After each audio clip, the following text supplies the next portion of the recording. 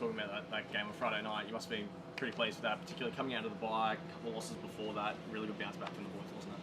Yeah, we haven't been far off it, that's for sure, in the last couple. However, to be able to go on with the momentum we did create and then, put a decent score on, I thought was very pleasing.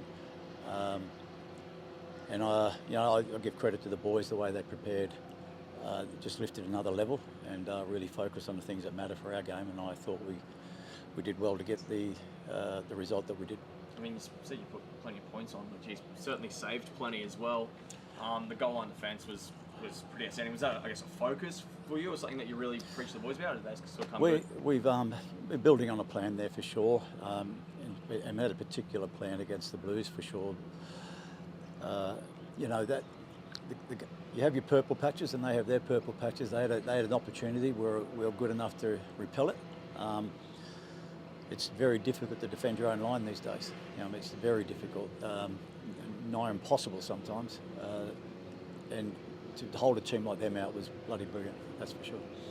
A couple of tries at the end, though. Do you feel like I guess, were you happy with the way that the boys were able to finish the game off, or would you have liked them to maybe finish stronger? Or I think there's ebbs and flows in a game, and recognising when you're on the front foot and really putting the foot in the throat and going for things. I think we did that. They found a bit of momentum too, and they put the foot in the throat and went for it, and they got a late score, which robbed us of a bonus point. Yeah, but across the board though, to get that win against them is pretty important overall. So now it's up to us to make sure we can continue that momentum into Fiji this week. Tommy Lino, man of the match. I mean, have you seen him play too much better than that? Well, he's certainly getting better and better, isn't he? And more robust, more resilient. His kicking's always been superb. It put them under pressure. I think the chase also makes a kick, and I think those things were important for us as well, putting the right pressure on. But he pulled the trigger at the right time, Tommy. Took the line on himself when he needed to.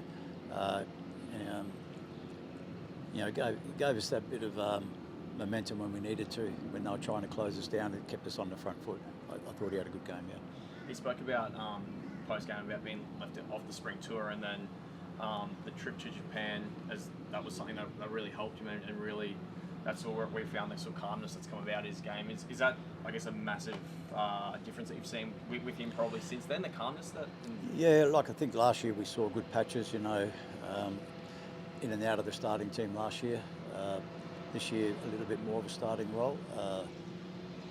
That composure in his game is certainly there. His voice is becoming bigger in the team, and that's a great strength. But between himself and Harry McLaughlin Phillips, we've got two good nines that give slightly different games for us, but they're both growing.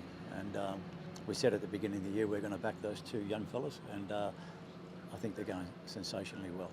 Obviously, was him being left off the spring tour, I guess the irony, do you think that could be potentially what lets him, or what leads him to being selected? I think the way he took the reins in that Japanese tour that we had, the way he took control of the game, whether we started in one and finished in another, it certainly paid dividends for him, without a doubt. And I think he went and played Australia A after that and had a good game there as well. So all those experiences are coming together nicely for him, and he's only going to get better. Our pack was really strong too in the weekend and showed their wares, gave him a nice platform to also work off.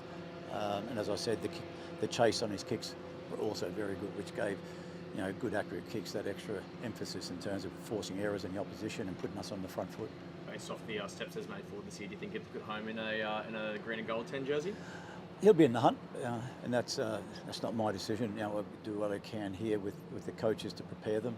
I think we're doing a pretty good job in making sure our players are skilled properly, mentally tough, ready to do their bit in good times and tough times. And I think our boys are doing well in that area. So, and Tommy's one of those guys. So he's going well. Absolutely. Obviously, the trip to Fiji always a big one. You're flying out on Wednesday. Talk us through, I guess, that turnaround and how you prepared differently before that trip. Look, it's a tough one for any team to go there and then travel home and get the job done. So we've got a tight turnaround when we come back on a Friday night against the Waratahs down there. So how we manage this week's important. But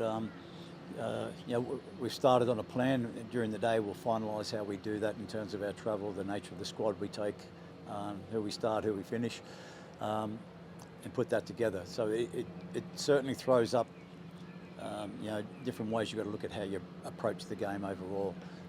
But we've formed the tactics this morning, and we'll finalise that with the type of squad we build around those tactics.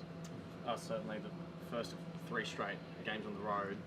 How important is it, I guess, to get this stretch off to a winning start? Because this could be a really crucial stretch in your season here with 3 straight away games against some pretty formidable opponents. Yeah, none of them are easy. We've got to go away and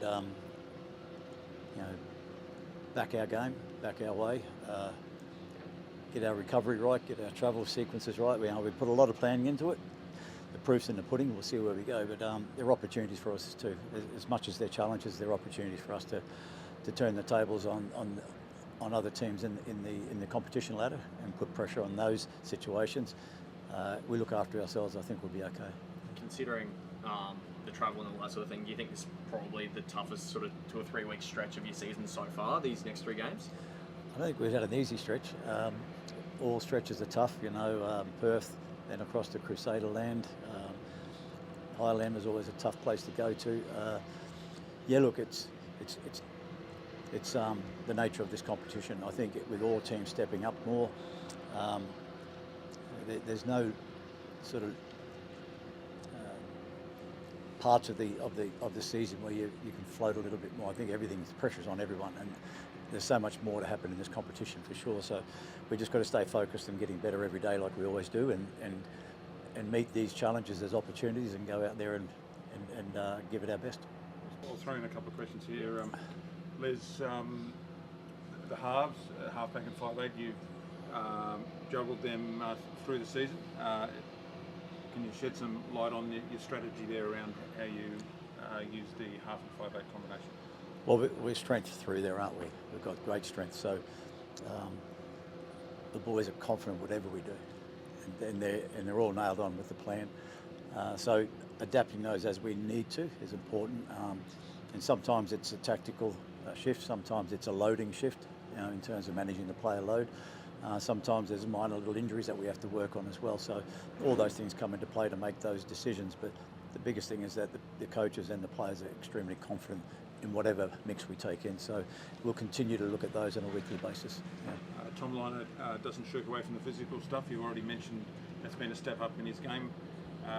Could you rest and keep Tom intact for the Waratahs? Is that a possibility?